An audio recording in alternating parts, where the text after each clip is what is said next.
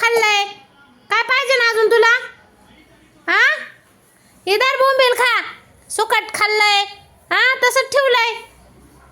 नुसतं बोंबील पाहिजे तुला? होय ग राधा? हा, दूध नाही आज. तिथे दूध नाही पेत ती. तिला बोंबील सुकाट. होय राधा? आता बसन झोपण इथंच. हा